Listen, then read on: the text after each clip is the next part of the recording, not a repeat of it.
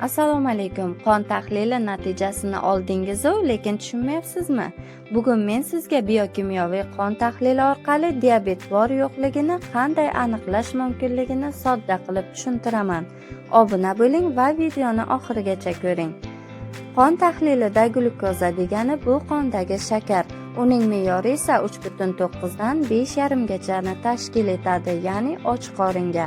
Agar sizda bu ko'rsatkich 6,1 yoki undan yuqori bo'lsa, diabet xavfi bor degani. 7 dan yuqori bo'lsa, shifokor diabet tashxisini qo'yishi mumkin. Glyukozlanmagan gemoglobin, ya'ni gemoglobin A1S. Bu so'nggi 3 oylik qand miqdorini ko'rsatadi. Me'yori 4% dan 5,6% gachani tashkil etadi. 5,7% dan 6,4% gacha bo'lsa, bu peridiabet borligini bildiradi. 6,5% dan yuqori bo'lsa, bu diabet hisoblanadi. Qonda insulin darajasi 2 dan 25 milli xalqaro birlik 1 litrda bo'lishi kerak. Agar insulin juda past bo'lsa, bu birinchi tip diabetga ishoradir. Juda yuqori bo'lsa, bu ikkinchi tip diabet yoki insulin qarshiligi bo'lishi mumkin.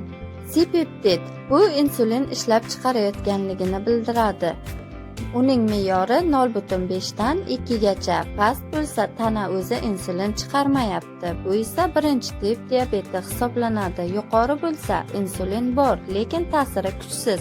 Bunday hollarda ikkinchi tip diabet tashxisi qo'yiladi. Lipidlar, ya'ni yog'lar muvozanati. Diabet yurak va qon tomiriga ham ta'sir qiladi. Shuning uchun quyidagilarga e'tibor bering. Triglitserid 1,7 dan past bo'lishi kerak. Yomon xolesterin 3 dan past bo'lishi kerak. Yaxshi xolesterin ayollarda 1,2 dan yuqori, erkaklarda esa 1 dan yuqori bo'lishi kerak. Bir guna glyukoza ko'rsatkichiga qarab o'zingizga tashxis qo'ymang.